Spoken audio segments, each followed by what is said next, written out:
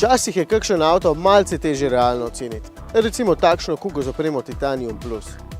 Prav veliko slabosti pri kugi z najbogatejšim paketom opreme, z najmočnejšim motorjem pod pokrovom in z dvosklopčnim robotiziranim menjalnikom pač ne najdem. Razen te, da je tudi 10 tisočakov cenejša kuga praktično enako prepričljiva.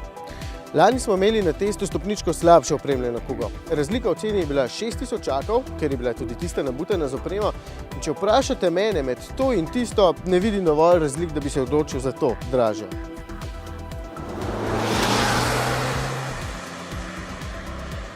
Seveda izgleda še malce bolj posebno s to atraktivno zunanjostjo. Znotraj tokrat moja ušesa neguje 9 zvočnikov, štorasti boste veseli sistema za samodejno parkiranje in v sanjskem svetu, kjer denar ni ovira, je tole kuga, ki jo vzemite.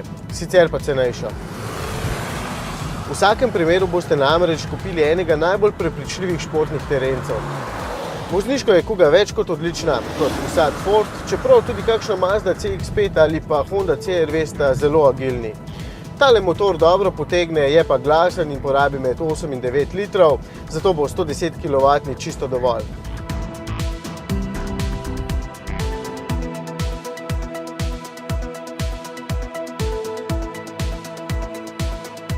Sicer pa bo kmalu na trg prišel še z več moči, 132 kW bo ponujal. Menjalnik prestavlja hitro, ampak mu manjkajo obvolanska ušesca za prestavljanje in pogon je manj zmogljiv kot v Rangerju, ampak za vsak dan bo dovolj.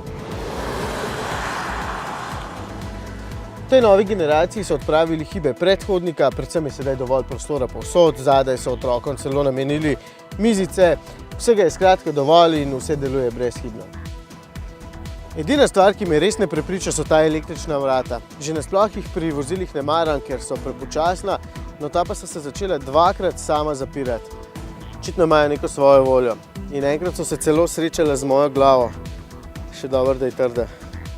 A večer nikoli se da proče, a?